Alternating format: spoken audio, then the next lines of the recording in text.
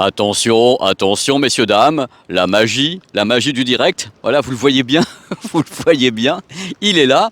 Bonjour, bienvenue sur ma chaîne YouTube PPWR. Je suis super content, comme toujours, de vous retrouver pour cette fois-ci le test du Blu-ray 3D d'Avatar 2, La Voix de l'eau. Je vous l'avais promis dans la précédente vidéo, d'ailleurs, merci pour les audiences.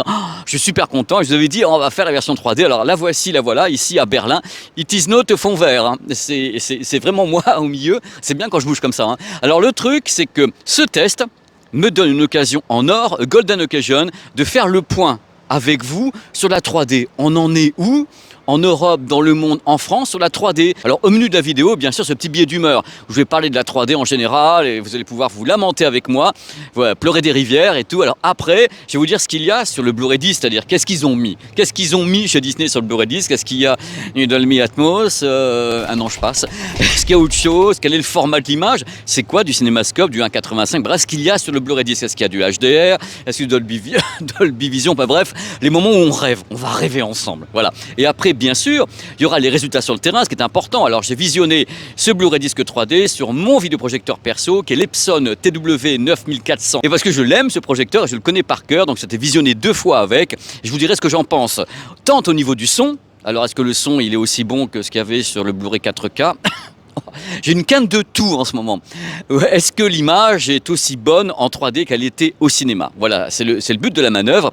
Donc si vous êtes prêts, on va embarquer comme ça, faire plusieurs plans dans Berlin. Vous savez, ces moments incroyables où quand je parle, je me mets à parler, hop, on change de plan. Et voilà, regardez la magie du direct. Voilà, on fait un petit break avant de commencer parce que je voulais vous dire un truc important. Là, maintenant, vous allez avoir un billet d'humeur sur ce qui se passe avec la 3D en 2023 et un petit peu avant. Il y avait déjà eu ça sur la chaîne, dans la vidéo que vous voyez actuellement à l'écran. Donc, si vous avez déjà vu ce billet d'humeur il y a maintenant 1 an, et si vous voulez pas vous retaper certaines parties de ce billet d'humeur, allez directement vers le test, puisque la vidéo est chapitrée et vous avez le chapitre avec début du test d'Avatar en 3D. Par contre, si vous voulez une mise à jour sur où en est-on avec la 3D actuellement, c'est maintenant. Si vous avez une ceinture de sécurité chez vous, je vous propose de l'accrocher très très fort. Il va y avoir quelques turbulences, messieurs, dames, parce qu'on va attaquer ce petit débat que je rêvais de faire sur la 3D en 2023. On en est où justement en 2023 ? Alors ça, c'est une vidéo, mais il y aura également un live que je vais faire pour avoir votre interaction. Ça m'intéresse de vous lire en temps réel.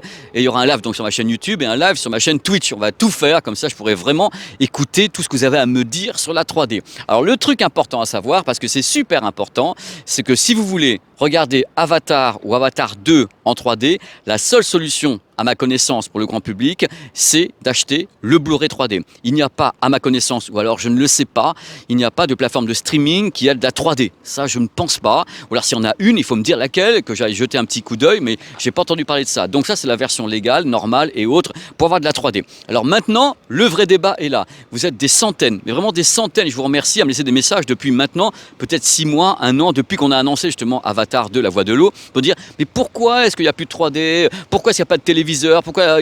Vous avez raison de poser la question, mais moi, je vais vous répondre. Attention, c'est le moment où il faut mettre la ceinture de sécurité. Donc voilà, alors on va revenir un petit peu en arrière. Pourquoi est-ce que les fabricants ont lancé des téléviseurs 3D ? Because James Cameron a sorti le premier Avatar, qui était une merveille technique. D'abord, à l'époque, James Cameron avait dit « Oh là, moi je crée la meilleure 3D du monde. » Ah bah c'est moi, de toute façon, j'ai créé ma technique de captation, c'est moi qui ai fait la post-production, j'avais mes caméras, j'avais tout. Vous avez des images justement qui défilent à l'écran. Lui, il a dit « Moi j'ai la meilleure 3D. » Donc en effet, ça s'est vérifié. Parce qu'à ce moment-là, il a fait des milliards de dollars. Imaginez une industrie, donc le monde des téléviseurs, à qui on dit oh, « James Cameron a fait des milliards de dollars avec Avatar. » Quoi ? Il y a de l'argent à prendre. Comment ça ? Et on n'y est pas. Ce qu'ils ont fait, c'est tout simple, c'est qu'ils se sont mis à concevoir des téléviseurs 3D, 3D actifs, 3D passifs. Ils ont tout lancé en bloc. Et le problème n'a pas été d'acheter des téléviseurs 3D. Le problème, ça a été de les nourrir. Parce qu'en effet, tout le monde était resté sur l'idée d'Avatar, qui est un super truc, techniquement, une 3D qu'on n'avait jamais vue et tout, un truc extrêmement réaliste. Donc les gens étaient restés là-dessus. Et quand ils ont commencé à voir ce que le reste de la 3D proposait, c'est-à-dire en effet des films qui étaient 2D qu'on mettait en 3D, de la 3D pourrie, des trucs comme ça, ils se sont dit, qu'est-ce qui se passe là ? Mais j'ai acheté un téléviseur 3D, pourquoi moi ? Et en fin de compte, en plus, Avatar n'était pas sorti en Blu-ray disc, il est sorti 2 ans après. Donc entre-temps, on a eu, entre guillemets, un peu toutes les daubes hollywoodiennes. Rappelez-vous, messieurs, dames, du moment de terreur que vous avez peut-être vécu quand vous avez vu au cinéma Star Wars épisode 1 en 3D. Moi je me suis dit c'est pas possible, c'est des cartes postales, on se croirait à Montmartre. Alors carte postale numéro 1, numéro 2, numéro 3 et ça ressemblait à rien du tout. Il y a eu très peu de vraies réussites 3D, ce qui fait que les gens se sont détournés de leur téléviseur. C'est-à-dire qu'ils ont gardé le téléviseur pour faire de la 2D, mais au fur et à mesure, les gens n'utilisaient plus la 3D parce qu'ils trouvaient en effet que l'image était moyenne, la production était moyenne. Donc à un moment donné, les fabricants se sont dit qu'est-ce qui se passe là? Et si on faisait des enquêtes consommateurs? Et c'est là que ça a commencé à chauffer, quand ils ont eu les résultats, j'en chiale, des résultats des enquêtes consommateurs. Alors là, les gars ont commencé à se dire dans l'industrie, ouh là là là, ils ont sorti la boîte de Prozac, ils ont dit voilà, James Cameron, Avatar, Titanic, Iceberg. Ils ont fait les enquêtes consommateurs, toutes marques confondues dans le monde entier, et les gens ont dit ballon quoi, moi j'en veux pas. Ils ont commencé à jouer le jeu, parce que les enquêtes ont prouvé que les gens ont commencé à regarder en 3D avec les ghosts, les lunettes et tout. Ils se sont dit on y va, on le fait quand même et tout. Et au bout de 3, 4, 5 visionnages, les lunettes étaient remisées dans le carton, elles étaient dans la commode de la table de chevet, les gens n'en voulaient plus. Donc c'était vraiment la tuile pour les industriels qui disent là c'est pas possible, on a essayé de leur cloquer ça fonctionne pas. Troisième fois que l'industrie essaye de forcer les gens à avoir de la 3D avec les lunettes anaglyphes, il y a eu plein de tentatives et celle-ci a été une fois plus avortée, d'autant plus qu'à ce moment-là où l'industrie a décidé d'arrêter la 3D, se sont pointés les téléviseurs Ultra HD 4K. Donc une nouvelle ethnie de téléviseurs plus performants, plus beaux, vous allez voir mes rides et tout en 4K et figurez-vous, là vous avez le droit de rigoler, que les téléviseurs Ultra HD 4K n'intègrent pas dans leur cahier des charges la 3D, parce que la 3D, elle n'est pas 4K, elle est uniquement Full HD en grand public. Les Blu-ray disques 3D ne sont pas 4K, ils n'ont jamais été 4K et je pense qu'ils ne le seront pas, puisque je pense que malgré tout le Blu-ray disque est limité techniquement et qu'on ne peut pas mettre de 3D 4K. Regardez, là je vous dévoile un petit peu les choses, la Avatar en 3D c'est déjà 2 disques en 1080p. 2 disques en 1080p, donc la 3D en 4K demande beaucoup d'espace, demande un gros débit surtout. Le vidéoprojecteur, lui, il peut faire de la 3D et c'est resté chez moi dans la profession, c'est qu'actuellement, pour avoir de la 3D à la maison, soit vous avez un vieux téléviseur, je mets vieux, pas méchamment, hein. Vous avez un téléviseur un peu plus ancien, messieurs, dames, qui est compatible 3D actif ou passif, ou vous avez un vidéoprojecteur. Et attention à ce propos, parce qu'il y a beaucoup de marques de vidéoprojecteurs qui abandonnent également la 3D. Donc là, ça devient compliqué parce que, en effet, on se rend compte que les ventes de Blu-ray disques 3D deviennent absolument, c'est triste, hein, infinitésimales. Ça se vend super mal parce que les gens, en effet, ont des téléviseurs 4K, n'ont pas forcément de vidéoprojecteur. Donc c'est un constat qui est terrible, qui me va pas non plus, parce que moi je suis un amoureux de la 3D quand c'est très bien fait, c'est-à-dire à peu près 3 films par an. Mais en effet, quand c'est bien fait, c'est sublime. C'est pour vous expliquer un peu ce qui se passe au niveau de la 3D, c'est pas uniquement de se dire il y a une sanction, un truc comme ça. La sanction, c'est le public par rapport à ce qu'on lui donnait. On lui donnait quoi au public? On lui donnait des œuvres qui étaient mal fichues. On avait de la 3D qui était pas bonne, qui était mal calibrée, qui donnait des effets de jaillissement qui étaient absolument nuls. On avait tout ça a nui à l'évolution de la 3D, ça a nui au cinéma et ça a nui aux ventes de téléviseurs et en fin de compte tout est lié. Donc aujourd'hui le constat est tout simple, pendant qu'il pleut mais de folie, le constat est tout simple, pour le moment on a de la 3D, oui, sur des dizaines de Blu-ray encore en vente, c'est du 1080p, c'est pas du 4K et votre téléviseur n'en vole pas, tout simplement, parce que c'est plus dans la norme, c'est pas dans le cahier des charges, c'est comme ça. Alors c'était vraiment quelque chose de général, parce que les gens qui me contactent, alors, excusez-moi, ça dure longtemps, mais j'ai tellement envie de vous parler. Les gens qui me contactent sur cette chaîne me disent « Ouais, je comprends pas, moi j'aime bien la 3D, pourquoi ça s'est arrêté ?» Le problème, c'est que si toi tu aimes, ça ne veut pas dire que la planète entière l'aime. C'est-à-dire qu'on ne peut pas baser une industrie sur certaines personnes qui disent « J'ai encore un vieux téléviseur, ou bien j'ai un vidéoprojecteur, et il y a 3 films qui sortent par an. » On ne peut pas faire fonctionner une industrie comme ça. C'est-à-dire que soit l'industrie c'était global, on avait les téléviseurs, projecteurs, on avait des films extraordinaires, on poussait à fond, soit en effet on se retrouve avec une peau de chagrin, un truc sous la flotte comme ça, mon Dieu, une peau de chagrin, et la peau de chagrin fait que le marché n'est plus florissant du tout et qu'on se retrouve avec quelque chose qui est une sorte de queue de comète. C'est-à-dire que ce Blu-ray disque est une exception, ça se trouve dans 2-3 ans, il y aura un... Je veux pas être méchant, je sais même pas comment vous le dire. Si ça se trouve, dans 2-3 ans, il y aura plus de Blu-ray disques qui seront 3D. Je sais pas, je souhaite pas. Moi, je suis un amoureux du cinéma. Mais il faut quand même être conscient des choses. C'est que c'est plutôt mal barré, quoi. C'est super mal barré, mais malgré tout, rendons grâce à Disney de l'avoir sorti. Bon, je vais arrêter, il pleut. Je m'en fous de la flotte, moi, je vais pas me décoiffer. Allez, on va continuer ailleurs. De toute façon, j'ai toujours su que je finirais sous les ponts un jour, donc c'est pas un problème. Ouh. qu'est-ce que c'est beau. Sur la chaîne, j'ai eu beaucoup de commentaires quand justement le film de James Cameron, donc Avatar, le premier et Avatar 2, La Voix de l'eau, sont sortis au cinéma. Les gens commençaient à me dire, vous les petits loulous, vous avez commencé à me dire, ouais, bah alors, puisque le cinéma va redécouvrir la 3D, est-ce que par hasard, je dis bien sur un malentendu par hasard de peut-être de pleine lune, les fabricants n'auront pas l'idée de sortir à nouveau des téléviseurs 3D parce qu'en effet, ce genre de choses existe. Ma réponse, alors je peux parfaitement me planter, du fin fond de Berlin comme ça, je peux me planter. Je ne pense pas une seule seconde que des fabricants qui sont déjà plantés il y a 10 ans avec la 3D remettent une couche en 2023 ou 2024. Je serais fort surpris qu'ils le fassent. Mais je peux me planter, c'est-à-dire que je ne les vois pas à nouveau sortir des téléviseurs 3D alors qu'il n'y a qu'un seul film qui est vraiment marquant donc en 2023, c'est Avatar de la Voix de l'eau, et que les prochains arriveront dans les années à venir jusqu'en 2000, je ne sais plus combien. Et dans le truc en plus que je vous ai dit tout à l'heure, c'est que les téléviseurs actuels sont Ultra HD 4K, voire 8K pour certains, et qu'il faudrait une tolérance électronique pour qu'ils soient 3D 1080p à l'intérieur de leur propre système. Par contre, si vous voulez vraiment voir certains... Par contre, pour voir de la 3D, je le mets à l'envers depuis le début, personne ne me dit rien. Donc en 2023, si vous voulez regarder de la 3D à partir de cette chose-là, donc il faut le lecteur de Blu-ray disque, le Blu-ray 3D, il faut avoir une vidéoprojection, dans ce cas-là compatible 3D, ou bien un ancien téléviseur compatible 3D, que ce soit un plasma ou LED ou tout ce que vous voulez, qui soit compatible 3D, ou bien des écrans de PC ou des écrans 3D sans lunettes. Il y en avait sur la chaîne, ça a été lancé par plusieurs marques, ça marche pas mal, mais ça n'a pas la précision des lunettes. Voilà, maintenant on va passer au test ou un truc dans le genre aussi. Au cinéma, La Voix de l'eau a été proposée en 4K, 3D avec du high frame rate, donc l'image qui va de 24 à 48 images par seconde, voilà, un décollage. On ne peut pas faire ça sur le Blu-ray. Donc le Blu-ray 3D qui est ici, si jamais vous l'avez, vous l'achetez, c'est du 24 images par seconde fixe. Ce n'est pas du 4K, c'est du 1080p et il n'y a pas de HDR ni de Dolby Vision. C'est en effet quelque chose de standard, on va dire, c'est de la 3D standard. Une petite différence quand même avec les salles de cinéma qui reste parfaitement exclusive dans le côté technique high level. Alors pour l'audio, comment vous dire, il n'y a pas non plus de Dolby Atmos, il n'y en a pas, donc c'est uniquement sur le Blu-ray disque Ultra HD 4K.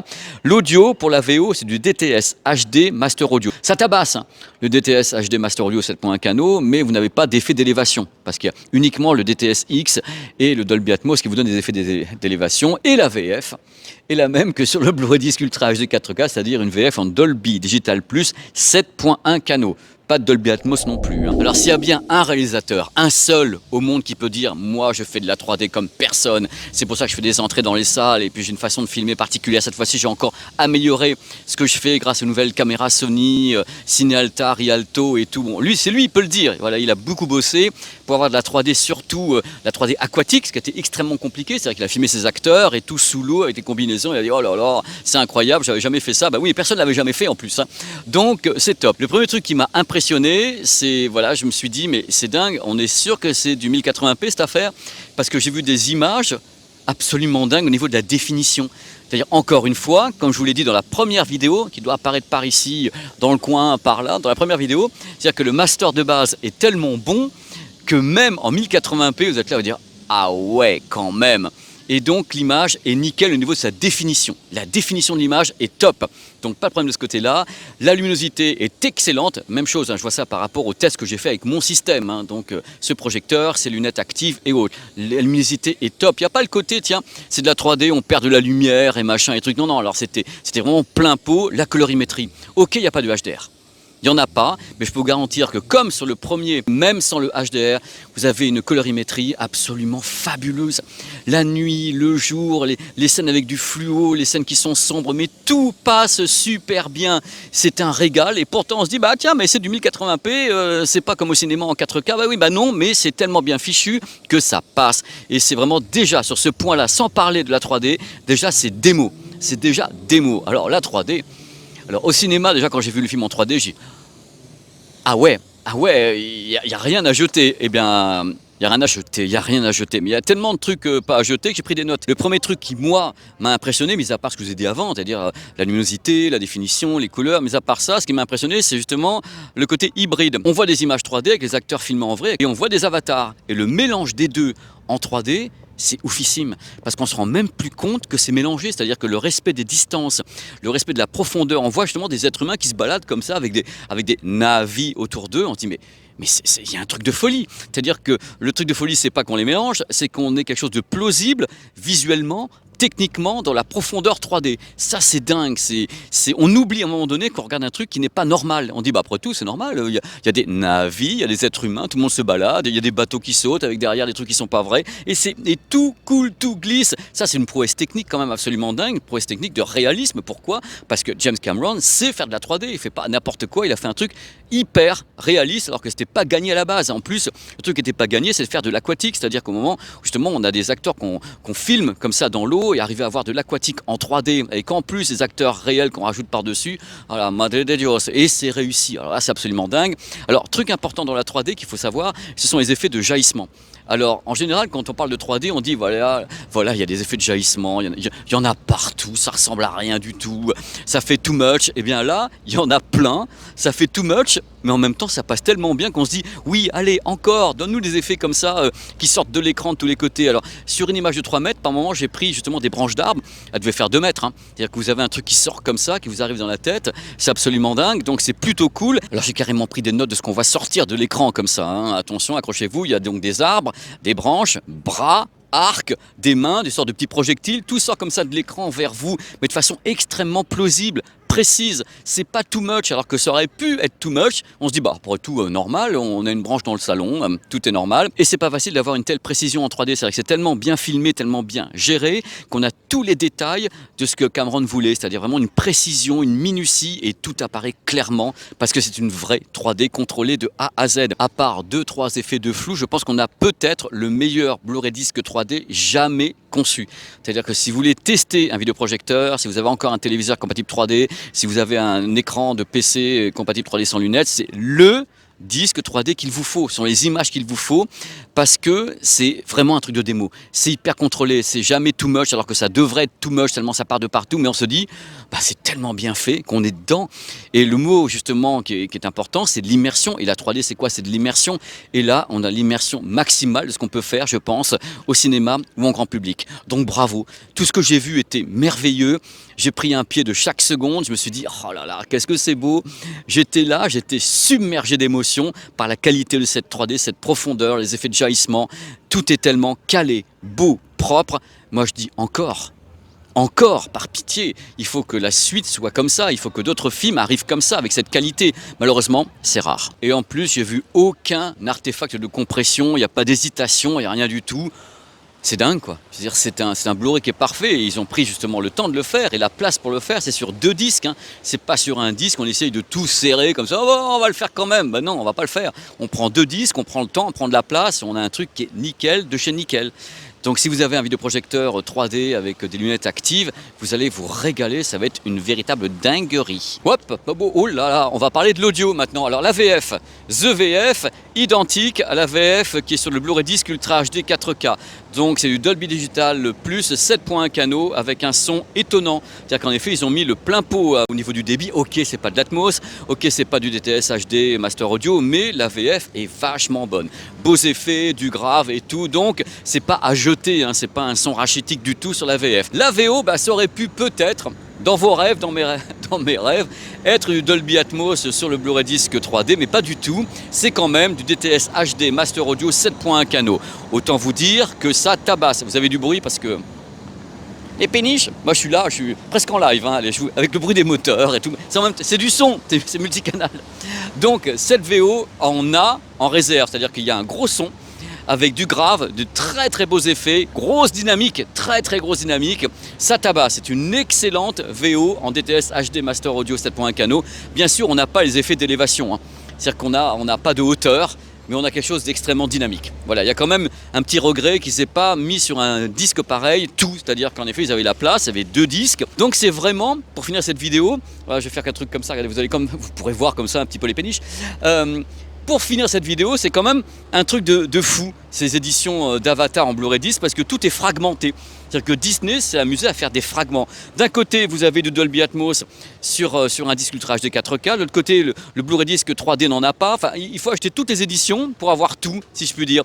Donc, c'est un peu ouf, quoi. Et puis, bien sûr, dans les boîtiers, à chaque fois, vous n'avez pas tout en même temps. Moi, je rêve d'un éditeur qui balancerait par exemple Avatar avec dans le boîtier, vous avez la version Full HD, la version 3D et la version Ultra HD 4K. On payerait ça à la limite, allez, 40 €, on s'en fout, mais il y a tout dedans. C'est-à-dire qu'on n'est pas en train de fragmenter pour dinero de tous les côtés. Et quelquefois, on met dans les boîtiers des disques dont on n'a rien à faire. C'est-à-dire, quelquefois, les gens ils veulent pas telle ou telle version, mais ils le payent quand même, et c'est dans le boîtier. Voilà, c'est mon petit coup de gueule. Vous me connaissez, vous savez, je gueule tout le temps.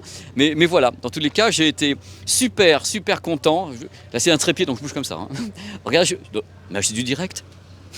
J'étais super content de faire ces vidéos. C'était super de faire le test d'Avatar, donc 4K et celui-là.